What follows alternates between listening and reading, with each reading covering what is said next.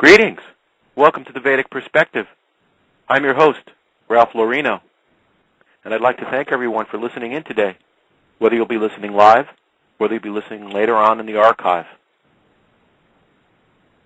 So, as you know, I like to start out the show to remind everyone that what is the purpose of the Vedic Perspective, what is the purpose of the radio show, what is the purpose of Vedic culture. Nowadays, there's so much information out there. It's rightfully called information because very little of it is knowledge. So we're trying to present, rather than bombarding people with a bunch of information, we're trying to present actual knowledge that is practical, that can help them in their everyday affairs.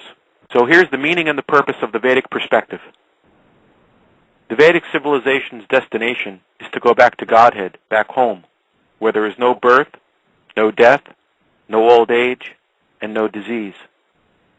The Vedas direct everyone not to remain in the darkness of the material world, but to go towards the light of the spiritual kingdom, far beyond the material sky. So just keep that in mind as we work our way through the show, that there is a definite meaning and purpose to this knowledge, that you can apply this in your everyday affairs, and that it is for the highest benefit of mankind. So we see that in today's modern society, it seems that things just keep spiraling more and more out of control. There's always some new massacre, some new war, some new problem, and no one really seems to have any solutions to these problems. They just seem to be increasing more and more, and the more they increase, it seems that people become more desensitized. It has to be something very, very shocking, because we've become so desensitized to the violence, to the warfare, to the economic situation, to all the problems of modern society. So what I'd like to do today is to give forth the Vedic perspective on some possible solutions to the situation that we see going on around in the world. I'd like to start the show, as I've done before, and discuss the two types of gathering knowledge. The first way of gathering knowledge is the inductive method, or the so-called modern-day scientific method. This is also called the ascending process of knowledge, whereby you start basically with nothing and work your way up to different theories. The actual process of the induction or the inductive method currently used in science is that there's observation, then pattern is noted, then there's a tentative hypothesis, and then a theory comes from that. Just like we can see that we observe in the world that there's so many different types of living entities, so much variety of life, and the modern scientists try to recognizing patterns and then developing tentative hypotheses. They've come up with different theories as to the origins of life. The same could be said for the universal situation, that we observe so many stars and planets and all kinds of comets and asteroids and many, many things going on in the cosmic situation. So in the same way, the scientists have tried to, through the theory or the method of gathering knowledge called induction, or the ascending process, they've tried to make observations, then recognize different patterns, then develop tentative hypotheses, then ultimately coming out to be different theories. Now, as we've mentioned before, the inductive method has four very serious problems. The first one is that in the human condition, we're prone to commit mistakes. So I don't think there's anyone out there that can say to one degree or another, we have not committed a mistake in our life. Sometimes the mistakes are big and huge and cause us a lot of problems and lamentation. And other times the problems are more small, but basically we're committing mistakes all the time. The second is that we're prone to be illusioned. Now, for example, we may be driving down the road on a hot day and see off in the distance on the surface of the road what appears to be water. But it's not water, it's actually the heat rays rising off the surface of the road and creating a distortion that looks like water. So it's not that there's no reality there. It's that we mistake one reality for another. We mistake the rising of the heat waves and the distortion of the atmosphere with water. So in the human condition, we are prone to this second problem in the inductive or ascending method of gathering knowledge, that we're prone to accept one reality to be another reality, or in other words, to become illusioned. The third problem with the inductive method, or the ascending method of gathering knowledge, is that although I know that everyone listening to my show is a very good person, and they're all seekers on the path of spiritual enlightenment, but there is a tendency in human society and in the human condition to cheat and to be cheated by others. And also, if we are of a sensitive and spiritual nature, while cheating is something foreign to us, we can understand that there are many people that would like to exploit our kind nature or our gentle nature and cheat us. In other words, take something from us that is not rightfully theirs. So that propensity is there that we can clearly see in the human condition, is the cheating and the cheaters. The fourth is that we have limited imperfect senses, and I've given different examples of this over time. That one example is that when nuclear physics was first developing and they were doing many, many experiments on the subatomic level, the experiments were not coming out according to what they thought would be the results. And finally, Heisenberg came up with the uncertainty principle, which is that it takes some time for the light wave to bounce off whatever it is you're observing and get to whatever receptor you're using. And that lag on the subatomic level is actually very important. And they realized that this is what was throwing off all their experiments. So although it isn't as important on the macro level that we usually deal in, but still we can understand from that principle that because it takes light some time to bounce off whatever it is we see and come to our eye and then even to be processed into the brain, that we can never even really observe reality as it's happening. There's a time delay there. Also, that has gone further in modern physics through different experiments, one being the double slit experiment, where the nature of whether an emission of electromagnetic energy acts as a wave or a particle is dependent upon whether it's being observed by human consciousness.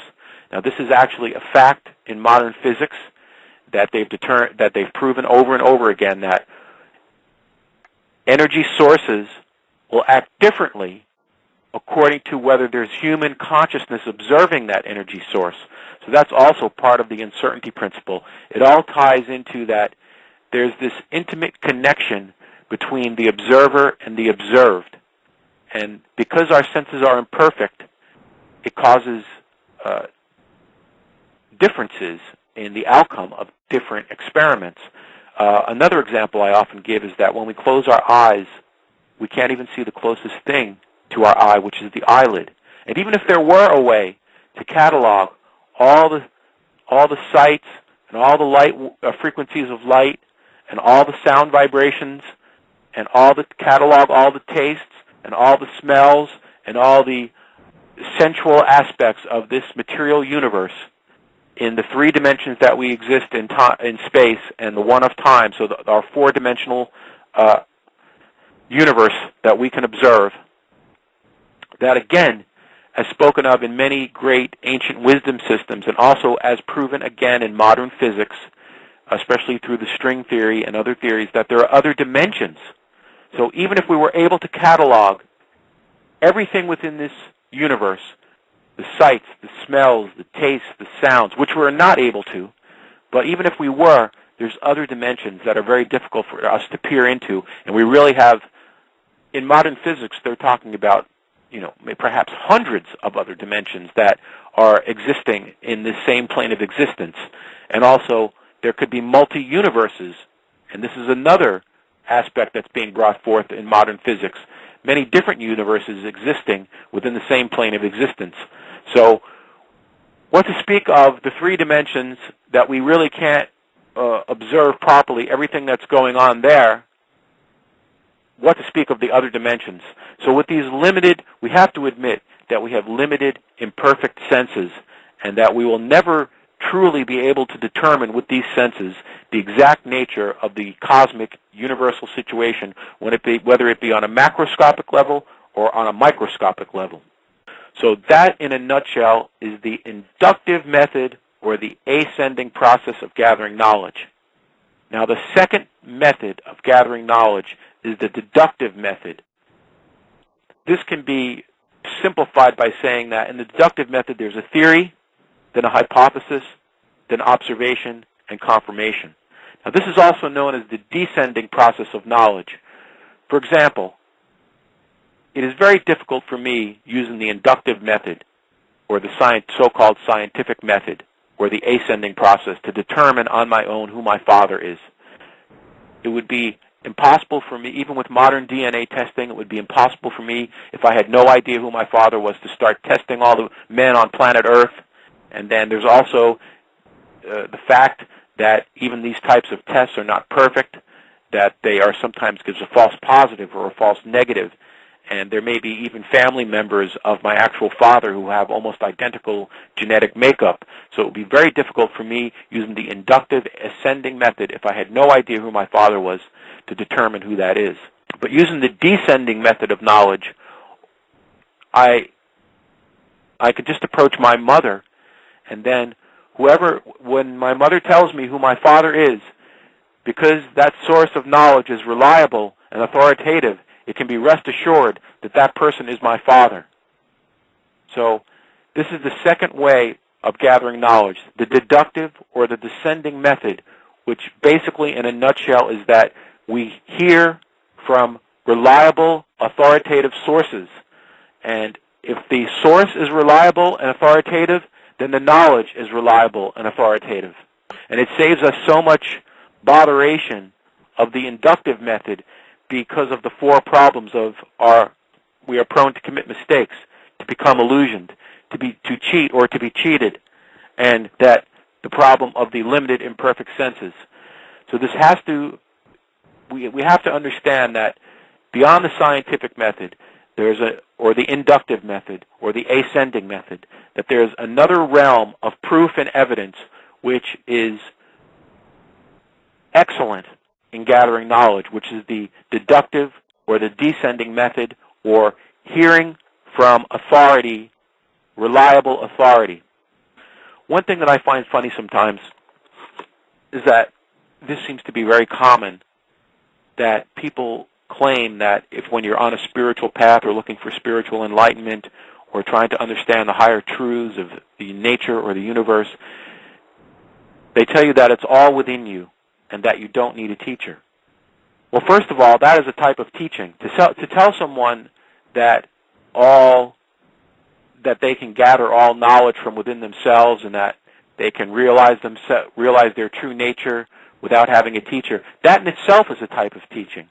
So this is a great contradiction, that when you hear people telling you that no teacher is required, then why don't they just keep their mouth shut and not speak? Because if there were no teacher required, I wouldn't need them to tell me that.